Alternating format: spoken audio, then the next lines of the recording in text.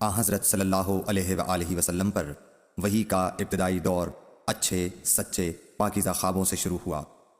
آپ خواب میں جو کچھ دیکھتے وہ صبح کی روشنی کی طرح صحیح اور سچا ثابت ہوتا۔ پھر من جانب قدرت آپ تنہائی پسند ہو گئے اور آپ نے غار حرا میں خلوت نشینی اختیار فرمائی اور کئی دن اور رات وہاں مسلسل عبادت اور یاد الہی و ذکر میں مشغول رہنے لگے۔ جب تک گھر آنے کو دل نہ چاہتا توشہ ہمراہ لیے ہوئے وہاں رہتے۔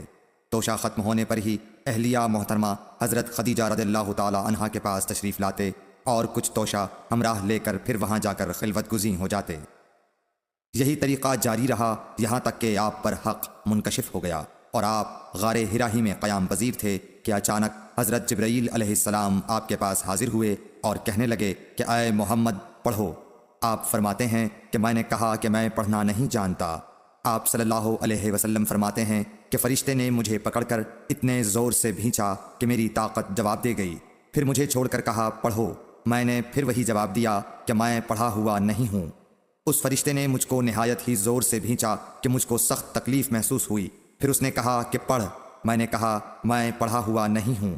فرشتے نے تیسری بار مجھ کو پکڑا اور تیسری مرتبہ پھر مجھ کو بھینچا، پھر مجھے چھوڑ دیا اور کہنے لگا کہ پڑھو اپنے رب کے نام کی مدد سے جس نے پیدا کیا اور انسان کو خون کی پھٹکی سے بنایا۔ پڑھو اور آپ کا رب بہت ہی مہربانیاں کرنے والا ہے۔ بس یہی آیتیں آپ حضرت جبرائیل علیہ السلام سے سن کر اس حال میں غار حرا سے واپس ہوئے کہ آپ کا دل اس انوکھے واقعے سے کانپ رہا تھا۔ آپ حضرت خدیجہ کے ہاں تشریف لائے اور فرمایا کہ مجھے کمبل اوڑھا دو، مجھے کمبل اوڑھا دو۔ لوگوں نے آپ کو کمبل اوڑھا دیا۔ جب آپ کا ڈر جاتا رہا تو آپ نے اپنی زوجہ محترمہ حضرت خدیجہ رضی اللہ تعالی عنہا کو تفصیل کے ساتھ یہ واقعہ سنایا اور فرمانے لگے کہ مجھ کو اب اپنی جان کا خوف ہو گیا ہے۔ آپ کی اہلیہ محترمہ حضرت خدیجہ رضی اللہ تعالی عنہا نے آپ کی ڈھارس بندھائی اور کہا کہ آپ کا خیال صحیح نہیں ہے۔ اللہ کی قسم آپ کو اللہ کبھی رسوا نہیں کرے گا۔ آپ تو اخلاق فاضلہ کے مالک ہیں۔ آپ تو کنبہ پرور ہیں، بے کسوں کا بوجھ اپنے سر پر رکھتے ہیں، مفلسوں کے لیے آپ کماتے ہیں، مہمان نوازی میں آپ بے مثال ہیں اور مشکل وقت میں آپ امر حق کا ساتھ دیتے ہیں۔ ایسے اوصاف حسنہ والا انسان یوں بے وقت ذلت و خواری کی موت نہیں پا سکتا۔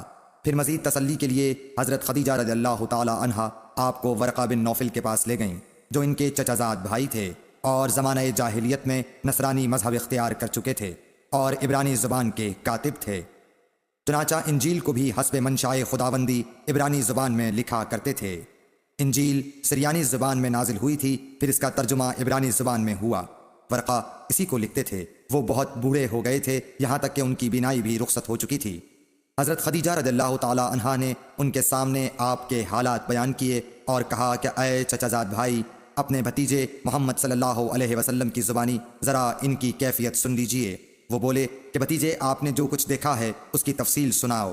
چنانچہ آپ صلی اللہ علیہ وآلہ وسلم نے از اول تا آخر پورا واقعہ سنایا، جسے سن کر ورقہ بے اختیار ہو کر بول اٹھے کہ یہ تو وہی ناموس معزز رازدان فرشتہ ہے جسے اللہ نے حضرت موسیٰ علیہ السلام پر وحی دے کر بھیجا تھا۔ کاش میں آپ کے اس عہد نبوت کے شروع ہونے پر جواں عمر ہوتا۔ کاش میں اس وقت تک زندہ رہتا جب کہ آپ کی قوم آپ کو اس شہر سے نکال دے گی۔ رسول کریم صلی اللہ علیہ وآلہ وسلم نے یہ سن کر تعجب سے پوچھا کہ کیا وہ لوگ مجھ کو نکال دیں گے، حالانکہ میں تو ان میں صادق و امین و مقبول ہوں۔ ورقہ بولا ہاں یہ سب کچھ سچ ہے، مگر جو شخص بھی آپ کی طرح امر حق لے کر آیا لوگ اس کے دشمن ہی ہو گئے ہیں۔